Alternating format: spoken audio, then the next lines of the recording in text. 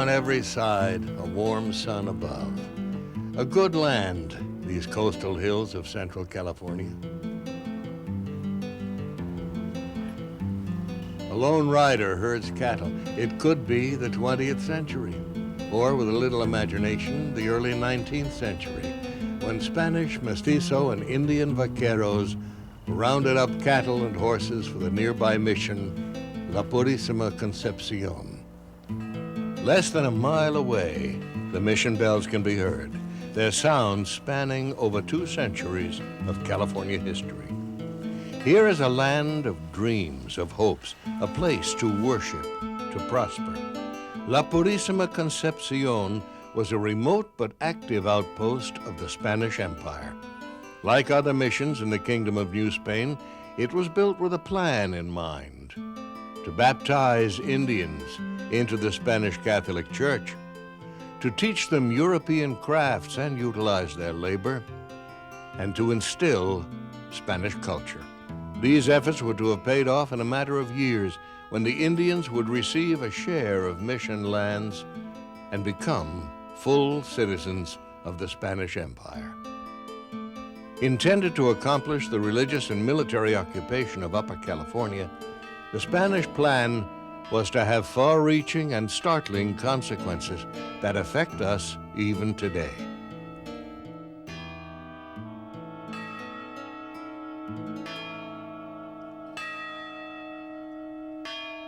La Purisima Concepcion is a California State Historic Park with frequent tours, demonstrations, and celebrations of earlier times. Expert guides include park staff and a group of skilled volunteers called Prelado de los Tesoros, the keepers of the treasures. Costumed docents recreate the arts and crafts of Spanish California. It pulls out. So they kind of wind around each other. They do. And when there's a dark thread in it, like there is there, you can see it twist. I can The see black it up sheep. here. The The black black sheep. sheep. Oh, the black sheep in the family. The grounds and buildings are among the most complete and authentic Spanish mission restoration projects in the West.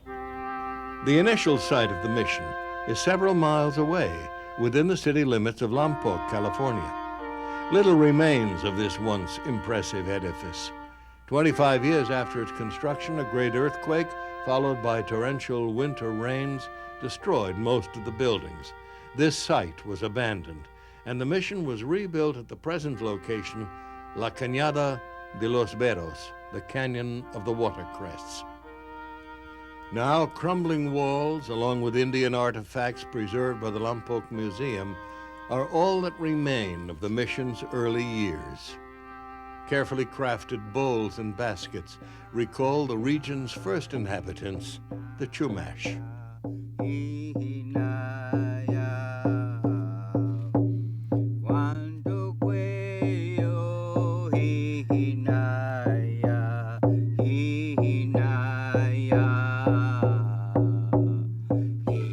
Before La Purisima, before the European explorers, there were the Indians. Even after Europe had entered its age of discovery, California remained remote and mysterious. But this was a land the Chumash called home. By the early 18th century, the lives of the Chumash were centered in settlements located in both coastal and mountainous areas. Some villages had as many as 1,000 residents, and they were tied together by an extensive trade network. Occupational specialists utilized well over 100 different plants for food, medicine, ceremony, and even toys and games.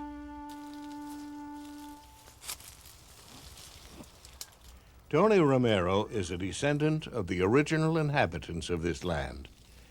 Like so many Chumash living today, he is deeply concerned about the events that occurred at La Purisima 200 years ago. We as modern Indians, we're learning what happened in history. And it's not very nice, but we have to live for tomorrow. Use yesterday to learn and do a lot better than what happened a long time ago.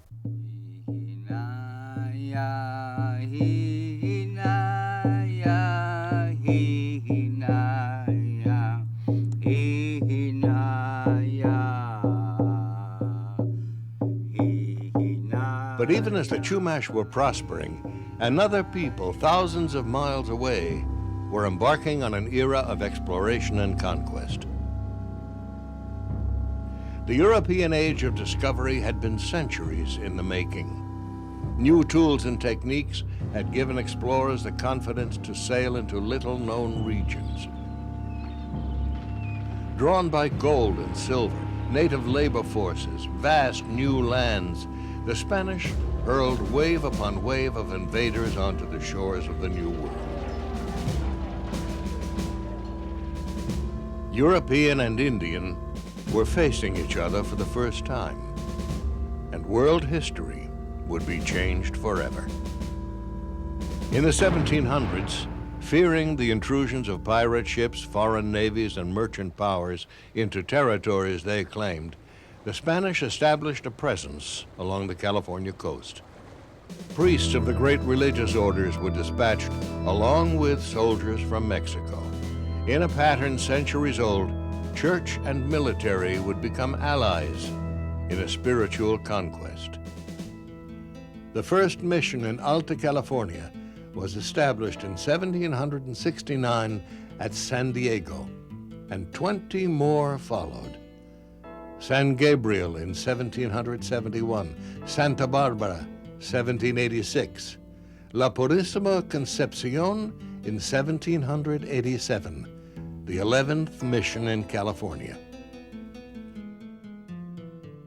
With the Spanish crown committed financially to its wars in Europe, the money to establish each California mission came from a private endowment called the Pious Fund. A new mission received $1,000 for buildings, tools, livestock, and other such things as might be needed. With the help of faded old photos, it is possible to imagine the place where two very different peoples came together. Even before extensive construction was completed, the Chumash approached the mission, slowly at first and primarily the younger, the curious. By the end of the first year, the mission fathers were supplying the Indians with food and colorful beads, knowing these would serve as enticements. Within 5 years, the fathers were instructing their native converts in the making of shoes and blankets. Dwellings for the priests and the soldiers, as well as shops and granaries, were built of adobe. The Indian workers assembled for work each day at the sound of the bell. The feet and hands of 100 workers mixed mud and straw to create the basic building blocks of the mission era, adobe bricks. Living quarters, storage rooms, infirmaries, all had to be built.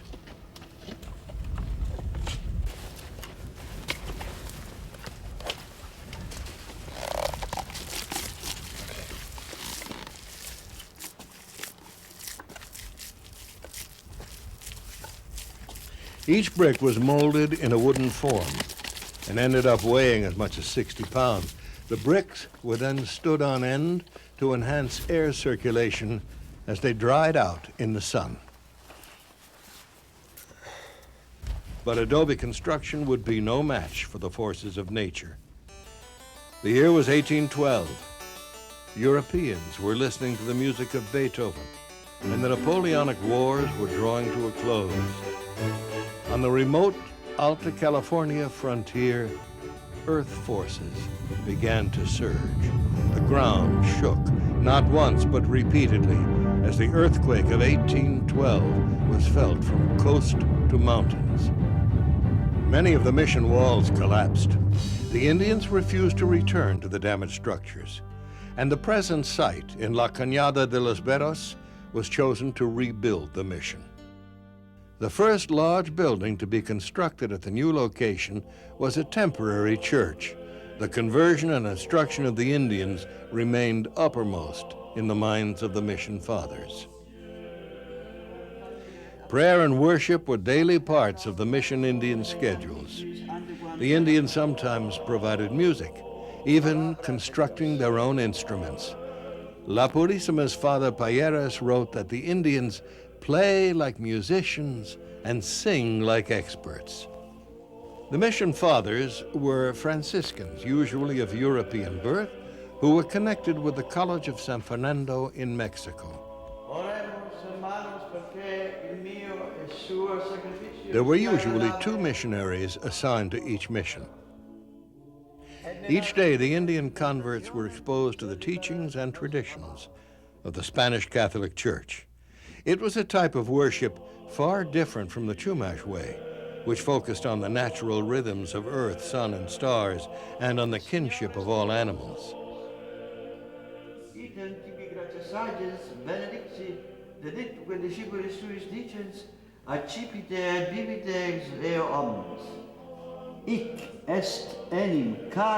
For the Franciscans, every aspect of their worship encouraged a most intense devotion. Even humiliation, pain, and hardship were welcomed as aids to the Christian life.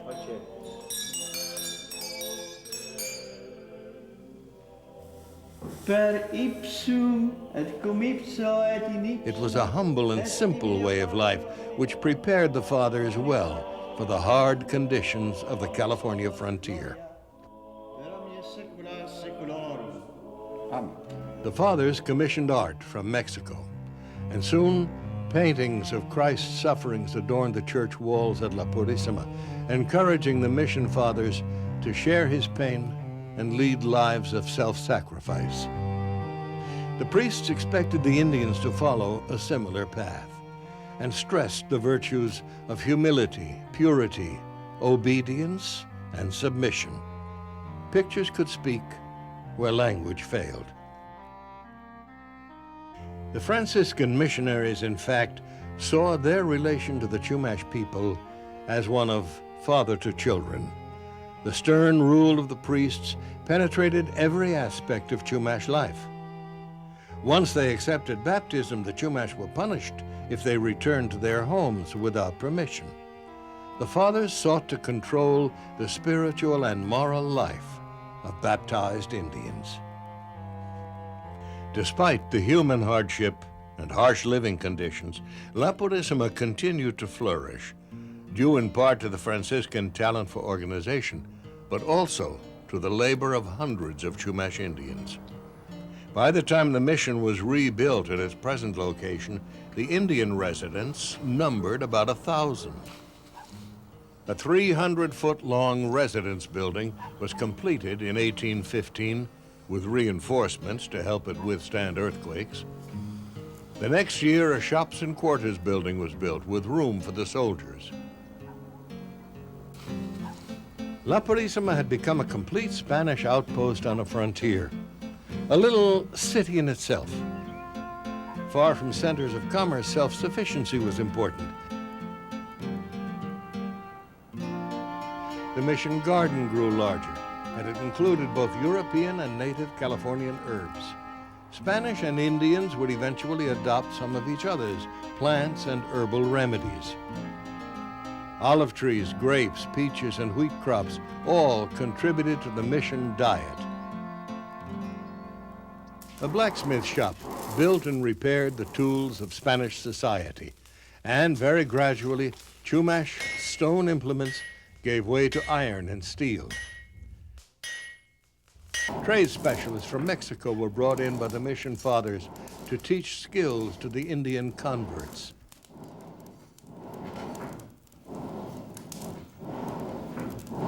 The Indians learned the use of firearms as well as agricultural tools.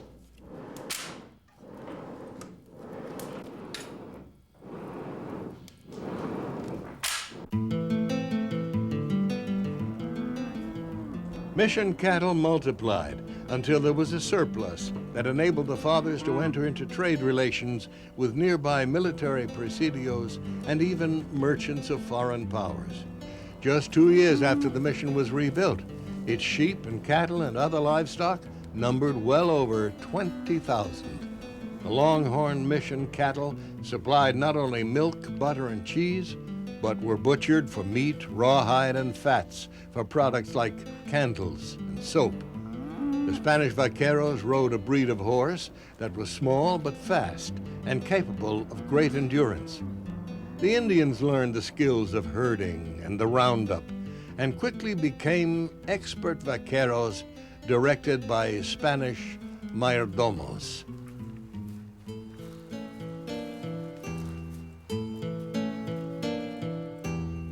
The good times were celebrated with processions, dramatic performances, music, dances, and games. Religious holidays were times for the entire mission population to gather together for feasts and celebrations. The padres occasionally permitted the Chumash to observe some of their own rituals and festivities. For the larger celebrations, guests sometimes included neighboring Indian villages and people from nearby ranchos and military presidios.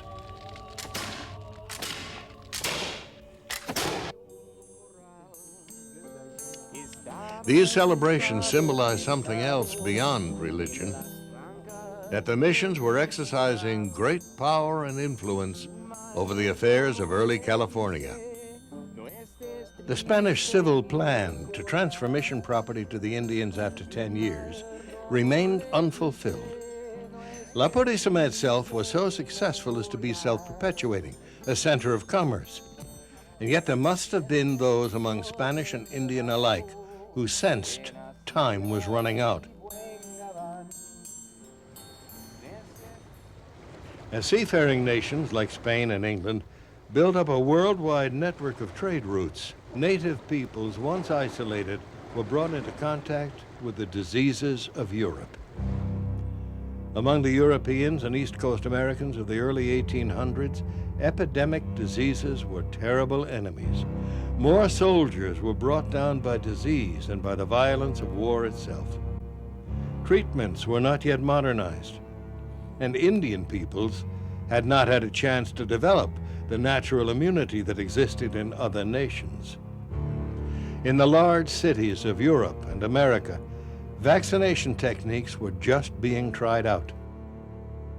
But the preventive medicines of modern times would come too late for the Chumash. Try as they might, neither mission father nor Spanish doctor nor native healer could find cures. In 1806, it was measles. In 1832, influenza. And in 1844, smallpox, all deadly. Some Chumash fled to the mountains. The Spanish attempted some remedies, while the Indians resorted to their traditional healing herbs and rituals.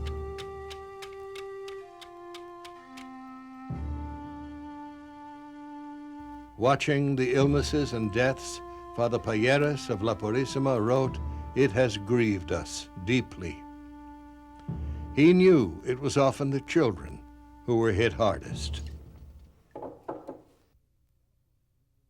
Along with pestilence, the California Indians had to contend with humiliations and punishments decreed by priests and civil authorities. Resistance and rebellion took various forms. In 1775, at the San Diego mission, a military action by the Indians resisting Spanish incursions resulted in the death of a missionary. Chumash resistance at La Purisima had existed for years. In 1824, a major revolt required that over 100 soldiers be dispatched from the Monterey Presidio. The immediate cause of the revolt was the whipping of a Chumash by a soldier. The battle lasted 2.5 hours. The soldiers prevailed, and the leaders of the Chumash revolt were imprisoned or exiled. The 1824 revolt came at a time when the Spanish Empire had lost its hold on the world. Spanish naval power had been successfully challenged by England and other nations which were using new military tactics, such as fighting at close quarters.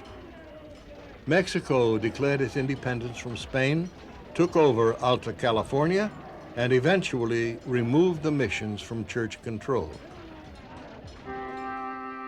The once productive mission with its far-flung agricultural holdings fell into disrepair. The Spanish influence would continue to be felt in 1,000 different ways, but the Chumash never received their planned share of mission wealth. Instead, they disappeared into the state's growing population.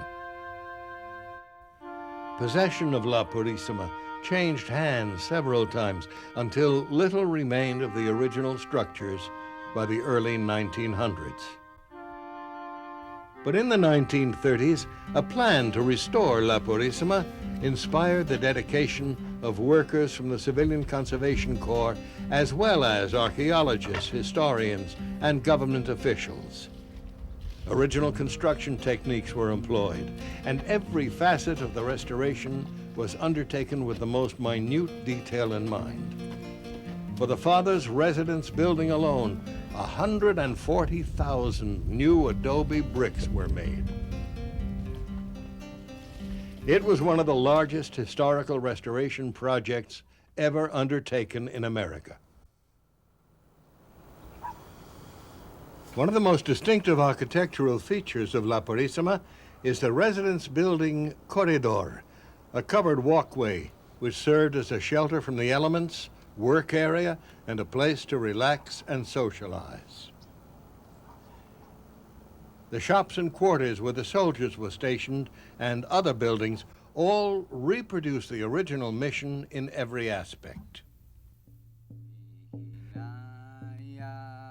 Today, the Chumash have become expert at cultural survival, combining native and European worlds. Some, like Tony Romero, have recreated the traditional rituals. I believe the world needs the teaching of the Native Americans, how we dealt with the world, especially Mother Earth, the trees, the herbs, the sky, the water. Miwalak, Hutash. Many others of Chumash ancestry are making important contributions.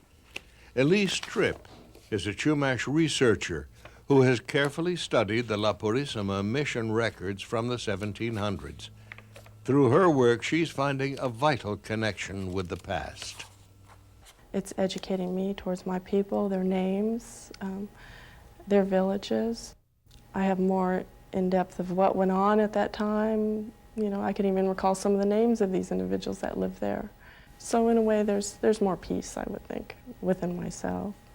But it's readable. Ernestine McGovern is following in the footsteps of her mother, who was the last living speaker of the Chumash language. Now Ernestine is retrieving the vocabulary and the stories of her ancestors. Here is the rebirth of the Chumash language, the pulse of a people. Today, the reality of Mission La Purisima Concepcion, the grounds and buildings and the people it has affected, is a monument to our roots as Californians and Americans. Rangers and docents provide interpretive programs, and group tours may be arranged by phoning beforehand. In the stillness of La Purisima, a visitor may still imagine the sound of native songs, the words of the Catholic Mass, the guns of Revolt, and the prayers of priest and Indian alike. From our growing knowledge of this history, perhaps we can all, with our diverse backgrounds and cultures, build a better future.